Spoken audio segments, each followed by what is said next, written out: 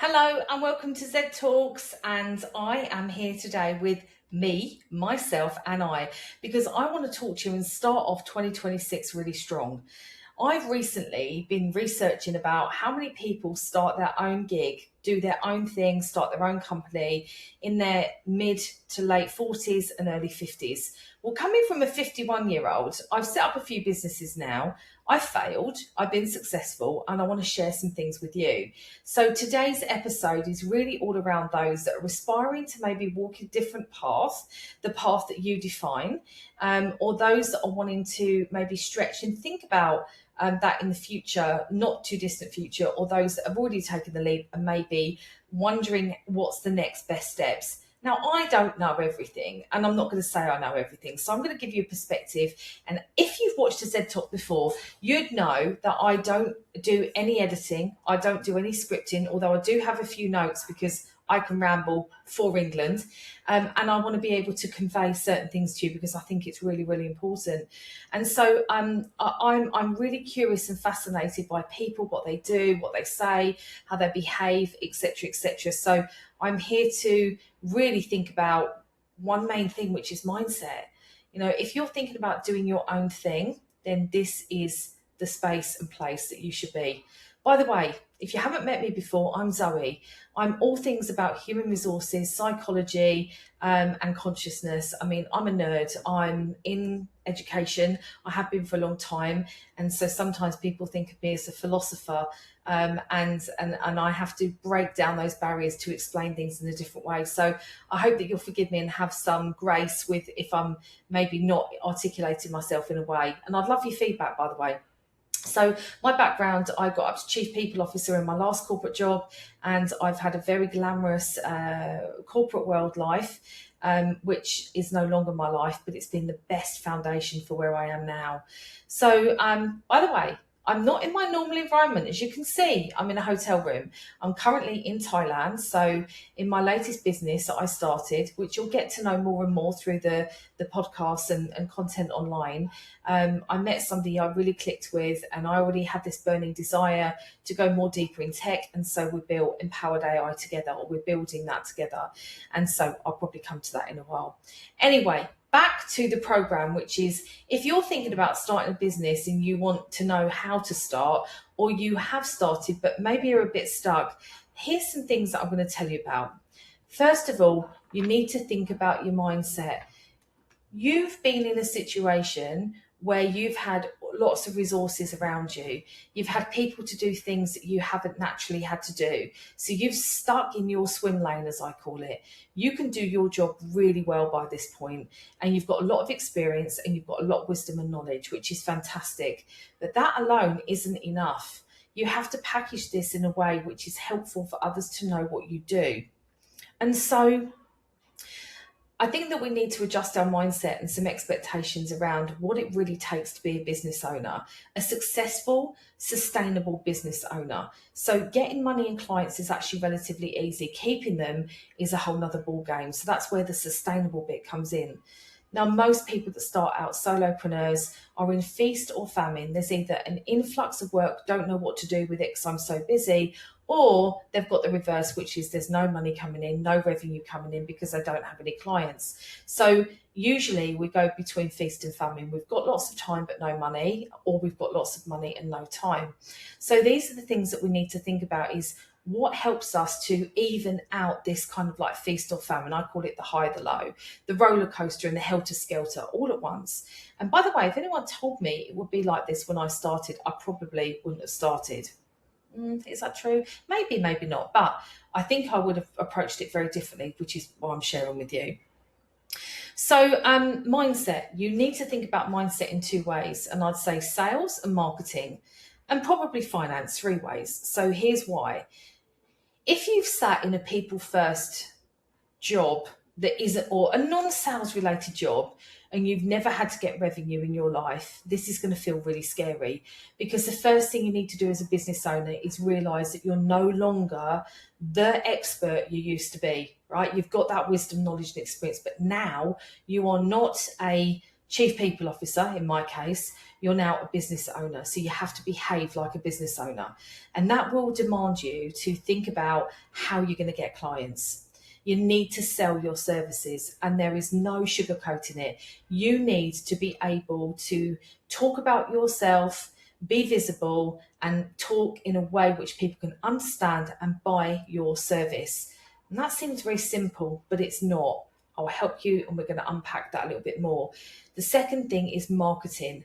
How you market yourself, who you're marketing to, and what their pain points are and problems you're solving for them is going to be another aspect that you need to learn. And you need to know how money works. If you're not good with any of those things, my recommendation is start now. You've got brilliant people online that can, on YouTube, for example, Daniel Priestley, excellent person to learn from. Tony Robbins is another one for me in terms of how you can pivot and move and your mindset. Dan Priest is all about packaging, marketing, selling. So there's two great characters that you can look at online. And by the way, whoever you admire in the public eye that's doing what you want to do fantastically, mirror what they are doing. Look at the ways that they are talking, look at the ways they are presenting, and just be curious about them. You don't need to know them personally. There's enough information online for you to learn. And that's what I would be doing first off. I would be learning those skills. I would just get clients. So the next thing I would do is thinking about the clients. Now, we can go very deeply into what your dream client is. And your dream client is, who you want to work with. Who can you best serve? But there's quite a lot of thinking that needs to go into this. And I'll start with supply and demand. It's brilliant. Now, as a HR person, I've always thought I was very commercial. So I'm sitting at board level thinking I'm helping this organisation evolve. And on reflection, I did some of that, but not to the full capacity, because actually what I should have done is understand sales a lot more. And I should have then looked at how we sell, who we're selling to, what problems are we solving for from the organisation perspective. Nothing to do with HR, everything to do with how do we sell. By the way, people buy from people. That will not change. Even in this technological era, relationships are still very, very, very key. So if I think about from a HR perspective, me in my role, in an in-house role, I used to create things that I thought was best for the business based on what I knew. And on reflection, I didn't know everything that I could. Therefore, I wasn't being effective and running teams effectively as I could have been. So as I now reflect back on that, I needed to understand deeply about what it is, the vision, the mission, why we are doing what we're doing, who it's serving, and for what purpose. And this is the highlight here, to understand the demand of your audience, right? So if you're coming from a HR background, for example, and you want to be a HR consultancy, you need to understand what the pain points are of HR and specifically who in HR. So if you're at a certain level, you might look at that level in an organization and study what those pain points are. What are the challenges? What is in demand? Why would I be so particular about this? Because it makes selling very, very easy. It's hard to sell something that no one wants. It's very easy to sell something that somebody wants. So if you can study and understand what the demand is and why that's a demand and be able to serve and speak to that demand, you will ultimately find it much, much easier to penetrate a market, to set up business. If you come from the other route, which is supply, you might be disappointed and you're going to burn through resources, time, money, effort, fatigue, all of that, and become burnt out very quickly. So for me, recapping on the steps, I'd learn how to sell really well, understand marketing and my dream client, how to define my ideal client profile, and I would understand the flow of finance. And I would just go and get clients. How do I go and get clients, right? So for the minute, if I'm dependent on my network, guess what I need to do? I need to sit down and I need to write out all of the people in my network that I've come across. You might want to give this a time span, the last 5 years, the last 10 years, whatever it is, however long you define. Go back, make a list and start to tier those people. Are they a person that is in your WhatsApp that you can speak to very quickly, very easily, and they are available to you, okay? So that you've already got a trusted relationship, because people that you trust and trust you are more likely to want to hop into business together in some way. So you need to map out who you know and how you know them. And I do this in a way which is tier one. They're the people in my WhatsApp. They're the people I can speak to that will pick up the phone to me, and I've known them however long. The next tier is people that I do know, but I haven't been in touch with for maybe a year. I could have worked with them. I could have come across them. I've had some interaction with them. I know them and they know me, but this is where I can define that I'm not so close to them right now. Tier three for me is people that are on my peripheral. They're not people I know super well. I know of them. We've had maybe some minimal interaction, could be online, could be in person, but this is somebody that you're not super connected to. I also have a tier four, which is somebody I don't know, I haven't had interaction with, but I want to, because I'm attracted to them in some way, what they might be doing in the world, or I've come across them on social media and I think, oh, they're a good person that I'd like to. So they're my 4 layers. You don't have to have those layers, but they're mine. And so what I do is mapping out of those is I start to simply put out their name, that where they are online, mainly LinkedIn for me. So I put in their LinkedIn and I learn all I can about the person, so that I'm trying to understand what their problem is, okay, what their challenge is, what are they talking about online, what are they presenting, who are they working for, where are they working. All of those points are data points which help us to discover what's happening in their world. So that part is kind of relatively straightforward. And I think it is all straightforward, but you need a sequence to go through because we get very, very, very caught up in designing websites and logos and color palettes and branding, which are all incredibly important, but they're not so important to start up with. Don't be a laptop warrior. You need to get out and you need to get some revenue in. Once you've got revenue in, you can pay people to do that stuff. That becomes easy, because I promise you this. If you want to save time, you've got to spend money. But if you want speed, you've got to be able to pay for things to be done quickly. Now, speed is my currency, so I have to pay people to do things that's really not worth my time to do. But that means that I need to earn money to be able to do that. So if I've got time, I've got no money, and if I've got money, I've got no time. It's a bit strange. But anyway, the rhythm is get clients first of all, so that you can build all of those assets after and get people to help you on the journey. And that's the absolute basic first things I would do. Now that is step by step. I've just consolidated that into a way which is, meaningful to me. And I know what's going on in my head, and I think I'm being really clear. Now, hopefully this comes across pretty clear to you, but the main upshot is you just need to get clients, you need to get comfortable with selling, and you need to understand how marketing works and identifying your ideal client profile, your dream client, and the problems that they have. This will give you a really, really strong foundation. Now, you're going to take a few knocks along the way, and it's going to really knock your confidence potentially. You have to pull through that. That's where your mindset. You have to be self-motivated. My advice is don't sit at home and do this every day. Go into public places, go and work in different energies. You'll meet different people. You can do an awful lot of research nowadays. You've got information at your fingertips where you can go and hang out. And it might feel a bit uncomfortable, but you know what? Discomfort is really going to do you very, very, very, very, very, very well. I can't emphasize that enough.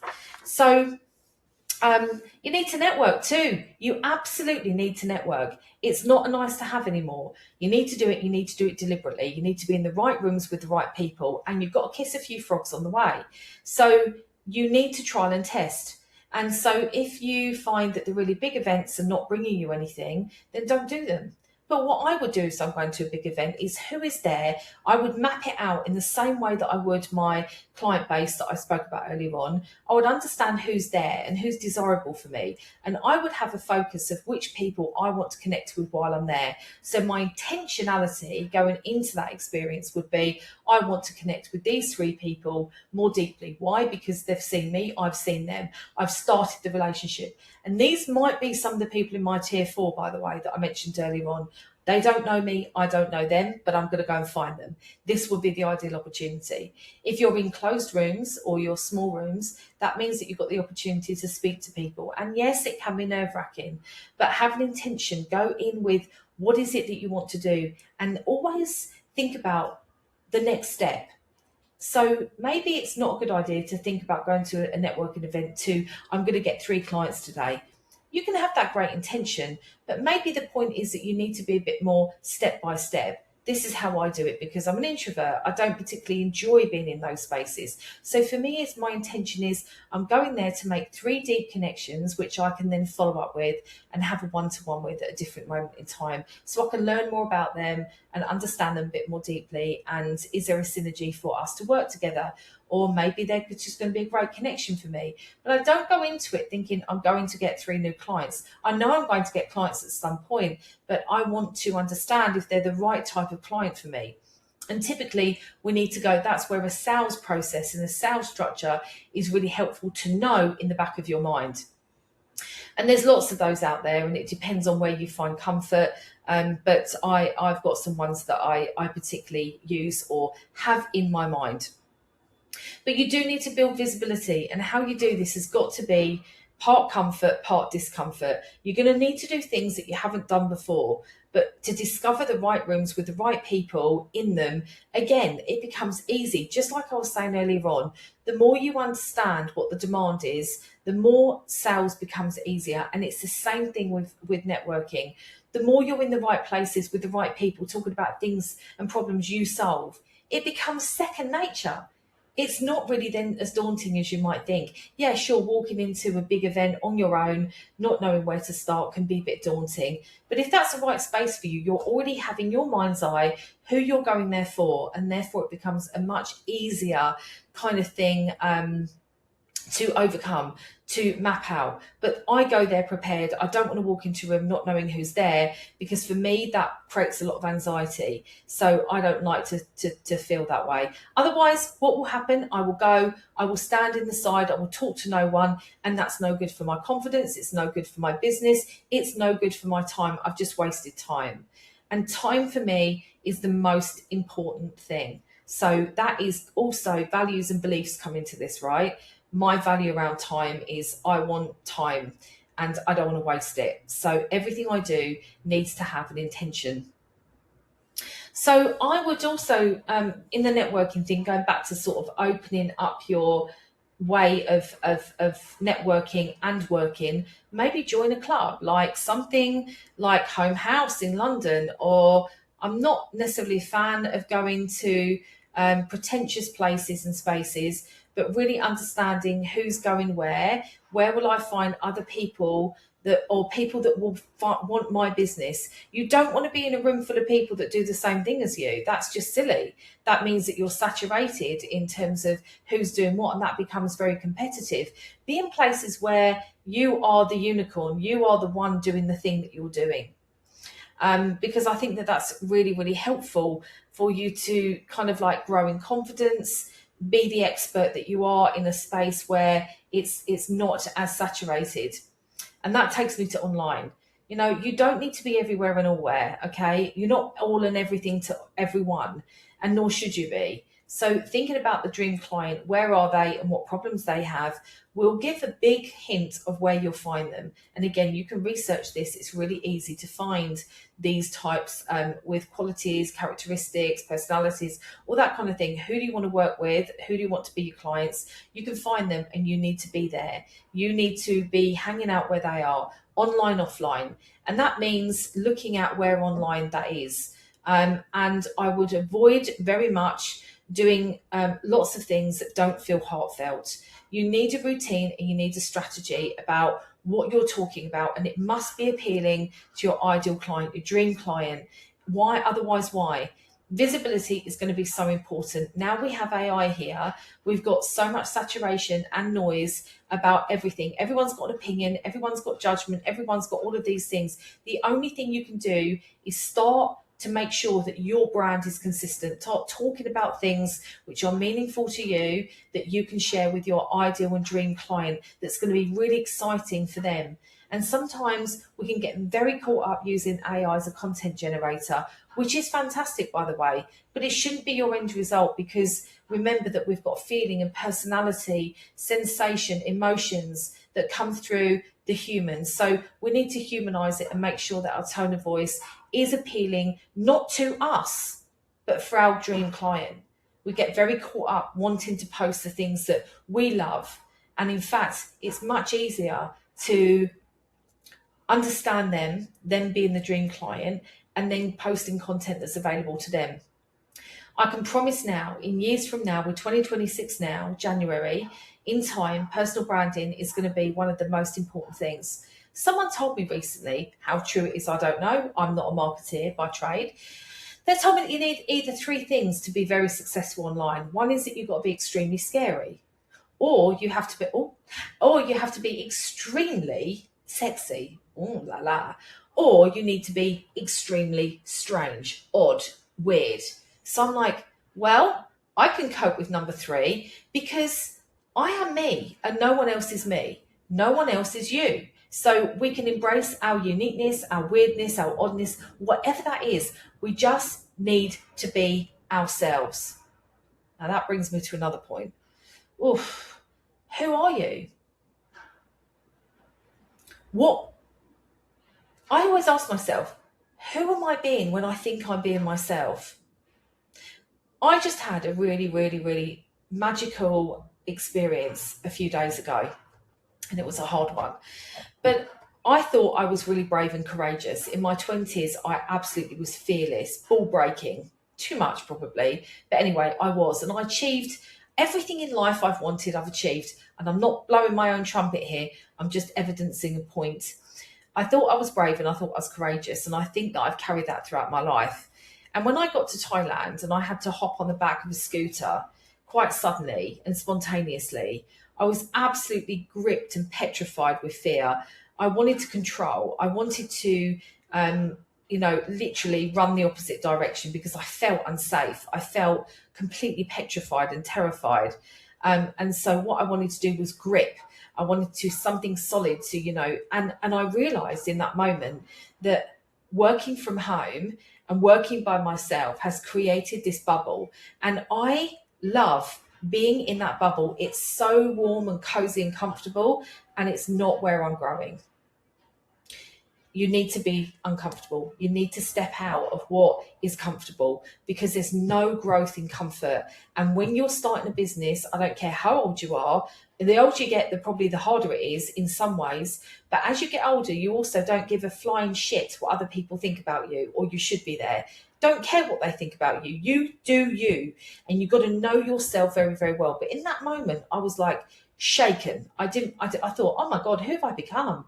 I used to be fearless and now I'm worried about getting on the back of a scooter. What the hell? And of course, it was a wake-up call for me and a brilliant one. A few tears later, a few more reflections, I realised that, travelling has been a big part of my life and it's a big part of changing energy. And that's why I'm suggesting move your body, physically move your arse so that you are not stuck in the same place, because fear will creep in. And to me, it was such a shock, like shocking, that I was so fearful, and I was like, that has to go.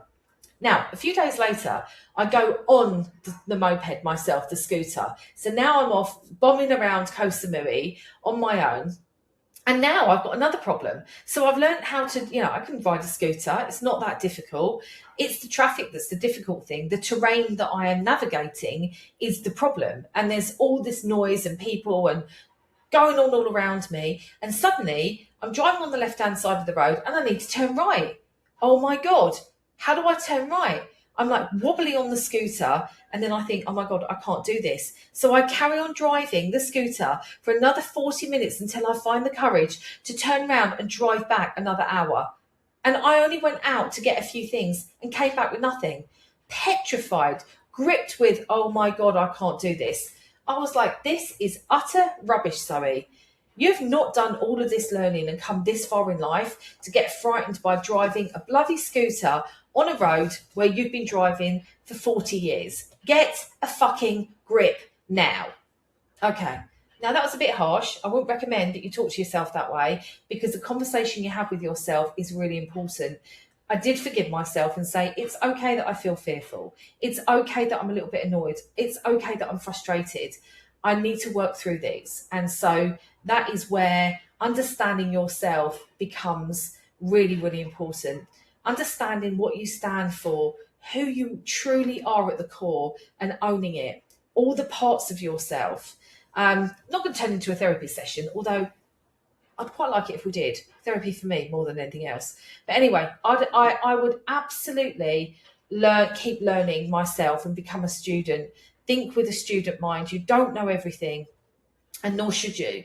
And it is very exciting when you're relaunching yourself, your business, and doing all of these things. But don't get caught up in the glamour of being the laptop warrior. Get out, get uncomfortable, and talk about it, right? Let people resonate with you, because that is what's going to also hold people to you.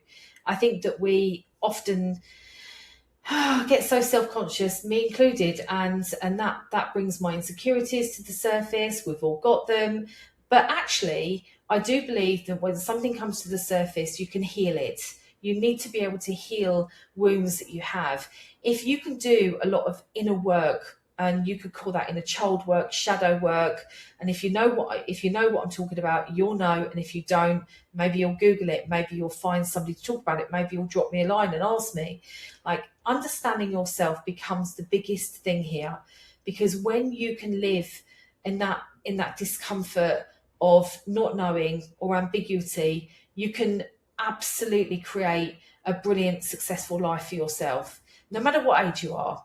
And I'll say that success is defined by your measure, not mine, not what societies are, what your success of your measure of success is. It's really important that you take ownership of what that looks like for you. And I said, don't give a shit what other people think about you.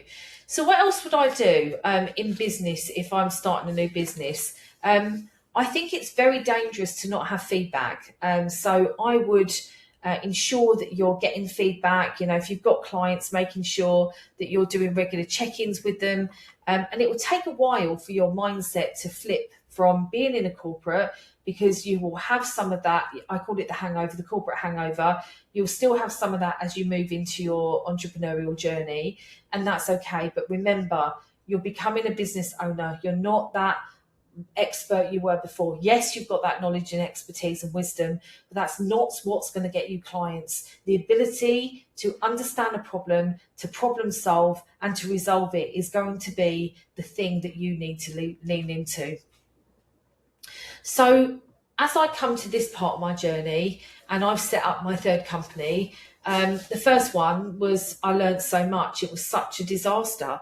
And I learned so much, and I realised I wasted so much time. And the reason why it wasn't as successful as it could have been is purely because of procrastination and not being on time, dragging my heels, worried about what people worried about getting the deck together, the presentation. I should have been worried about having conversations, but I shied behind my laptop. My second business, I just went and got clients. I talked to you about the process that I did, and I got clients and I'm getting paid. That's brilliant. Is it going to make me super rich? Probably not. Is being rich the main goal of my life? Rich in peace and serenity, freedom, opportunity, choice, yes. Money comes as a result of that. That's what I believe. But that's my belief. You might believe something different. What I do now is I work to help people do their business smarter, quicker, and more efficient. And yes, that does mean embracing AI. There is no getting around it. AI is here, whether you like it or not. It's going to penetrate your life, not just your work, your life. And that brings me to something else. Don't spend all your time doing free shit around AI. Please don't. It's not worth your time. I've spent 6 months learning, 6 months, and only a fraction of it I really now know that I need. Now, I know that you don't know what you don't know. You know somebody that knows about AI. Me. I know about it. I know what you need. If I understand your business well enough, I know what you need. And there'll be another person like me. Right, we're a little bit unicornish at the moment. If you're in HR or people first, it's not that common to find somebody that would understand a lot about AI deeply in that space. Fortunately, I do. And there'll be other people like me. But what you do need to do is discern what learning is for you. By the way, I say the word free. It's not free when you're spending your time learning skills you don't need. You don't need certain things in AI. You need to know how to use it to work for you, period.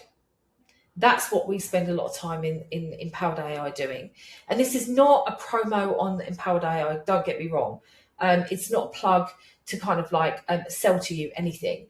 I just want people, I feel very strongly that people take advantage of others that don't know something, or more vulnerable, or less informed about something. That makes me wild. There is, yes, when we're starting in business and we need certain things, or we've got business and we might be thinking about scaling or ramping, you're going to have to pay for tools. Of course you are. I don't think anyone walks into Chanel or Gucci and expects to come out with a free piece of clothing. No. And it's the same principle. You need to buy certain things, but you need to know that the things that you're investing your time in, your money in, your resources in, are going to take you forward. They're feeding into your vision of what your vision is, whether it's to do HR consultancy, whether it's to be a recruiter, whether it's to run a marketing agency, whether it's to develop an app. I don't know, whatever your little heart desires and dreams of. It could be writing a book, it could be anything. But whatever that is, I would say very strongly that you only need the skills that are helping you to get to where you need to get to. You don't need to know about everything else. So discernment about who and what you're learning from. There's lots of people that claim to know about lots of things online now because it's all available to us. Do your research, because that will be time well spent and understanding who you're learning from and what their expertise is. I am a big fan of Alex Hormozi. I am a massive fan of looking at how he markets his money models, how he does business. I think this is a guy, if I could go and work for Alex Hormozi tomorrow, I would, for free. I mean, I'm very smart. You're very smart. All of us are very smart. We've got a talent, all of us, that's amazing and unique to us. And how phenomenal is it when you can learn from a master of something, and you're a master of something. We can all teach and learn in different ways from different people. So be inspired by people in the public eye. And if they're doing something really well that you want to do, just learn from them. It's much easier. Just if you keep spinning wheels and not getting serious about A, what you want to do, B, what the demand is, C, how to sell and package to that demand, and network and do all those things, you will suffer burnout, you will have friction, you will feel resistance, and you will waste time and a lot more else. So my recommendation is that you literally have a checklist. And if you want a checklist, I'll give you a checklist. Now, we're all different. My way, not necessarily your way, but hopefully this has been juicy enough for you to think about, how you might plan those next steps.